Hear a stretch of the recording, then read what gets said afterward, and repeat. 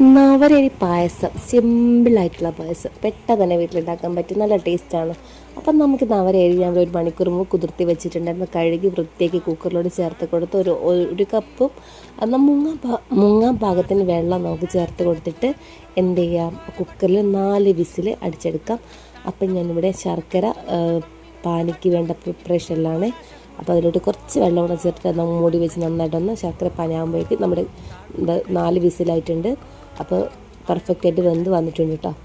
അപ്പോൾ നമുക്ക് എന്ത് ചെയ്യാം, ഇതെല്ലാം ഒന്ന് മിക്സ് ചെയ്തെടുത്തതിന് ശേഷം ഇനി നമ്മൾ ചേർത്ത് കൊടുക്കുമ്പോൾ നമ്മുടെ ശർക്കര പാനിയാണ്. അപ്പോൾ ശർക്കര പാനി ഒഴിച്ചു കൊടുക്കുന്നുണ്ട്.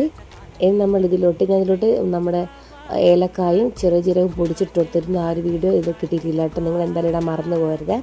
അപ്പോൾ ഇത് ചേർത്ത് കൊടുത്തതിന് ശേഷം നമുക്ക് എന്താക്കാമെന്ന് ഇളക്കി കൊടുക്കാം കേട്ടോ. എന്ന് നമ്മളിതിലോട്ട് ചേർത്ത് കൊടുക്കാൻ പോകുന്നത് നമ്മുടെ തേങ്ങാപ്പാലാണ്. അപ്പോൾ അരമുറി തേങ്ങയുടെ പാലാണ് ചേർത്ത് കൊടുക്കുന്നത്. നിങ്ങൾക്ക് എത്ര തേങ്ങാപ്പാലും ചേർക്കാൻ പറ്റും അത്രയും ടേസ്റ്റ് ആയിരിക്കും. അപ്പോൾ ഞാൻ അരമുറി തേങ്ങാപ്പാൽ അധികം വെള്ളാക്കാതെയാണ് ഇത് ഉണ്ടാക്കിയെടുക്കുന്നത് കേട്ടോ. എന്ന് നമ്മളിതിലോട്ട് കുറച്ച് ഉപ്പിടാൻ മറന്നു പോയിട്ടുണ്ടായിരുന്നു. കുറച്ച് ഉപ്പും കൂടി ഇട്ടിട്ട് ഒന്ന് തിളയ്ക്കാൻ വിടാം. അധികം തിളയ്ക്കേണ്ട, ഒന്ന് തിളയ്ക്കുമ്പോഴത്തേക്ക് കീച്ച് വെക്കണം. അപ്പോൾ നമ്മുടെ പായസം റെഡി ആയിട്ടുണ്ട്. അണ്ടിപ്പരിപ്പ് മുന്തിരിയൊക്കെ ഉണ്ടെങ്കിൽ അതെല്ലാം ഇട്ടോളൂ കേട്ടോ. അപ്പോൾ സബ്സ്ക്രൈബ് ചെയ്യാൻ മറക്കണ്ട. Thank you for watching.